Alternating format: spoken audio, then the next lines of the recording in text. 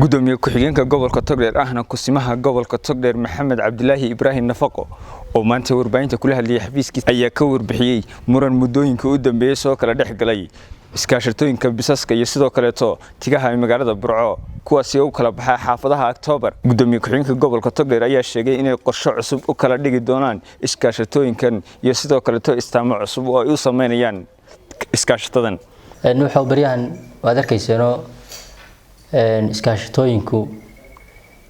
waxyaalo badan bay cabasho ah ay muujinayeen sidoo kale xaafadda October ayaa iyaduna qolo dhalinyaro ah wax magarata ah oo dan gaar leh iyaguna ay maxay ay ka sameeyeen mudaharaado muhiimaduna waxay ahayd qadar yar oo dhacday oo laba bas oo qeyr mas'uul ay wadaan oo runtii soo baxsaday ku jiray laba walaalo ah marxuumiintaas waxaan leenahay Ilaahu naxariisto ehelkii iyo qaraabadeen Ilaahay samariyeena ka siiyo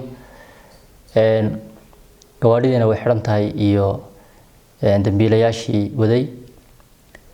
sida darteed ay xaafadu kacdoon ka sameysay falka naxdinta leh arrinkaasina insha Allah taala meel fiican buu marayaa وانا سفيعنا يكون أمانة بإذن الله الكريم وحكلوا دبا يوحكلوا أرنا أوجرا أنتي مجرو ويجرا بسسكا وليه بسسكا عاسقة إن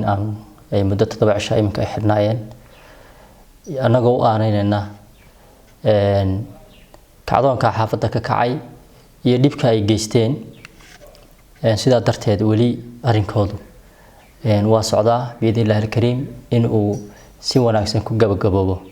ayaan rajeynaa insha Allah saacada soo socda. Ugu dambeyntii gudoomiye ku-xigeenka gobolka Togdheer Maxamed Cabdilaahi Ibrahim Nafaqo ayaa baaq u diray iskaashatooyinka kala duwan ee u kala goosha xaafadaha kala duwan ee magaalada Burco sheegana inay ilaaliyaan nabadgelyada iyo sidoo kale xasiloonida bulshada ay u shaqeynayaan. Aan u dirayaa dareewalada kuwa tigaha runtii aad moodid dhalinyaro runtii daayara oo aad u yar oo wax magarata ah ay wadaan iyo dhammaan gaadiidleyda basaska oo kale iyagana waxaan baaq u dirayaa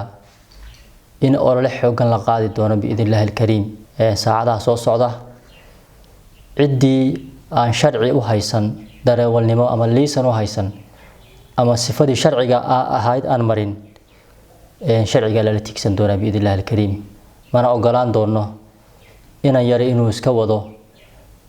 ama bajaaj ama bas uunan waajibkii dareewalnimadu lahayd aan soo marin iyadana talaabo sharciga waafaqsan baan ka qaadaynaa. Nuux Maxamed Cabdi Badda Cas 24 TV magaalada Burco.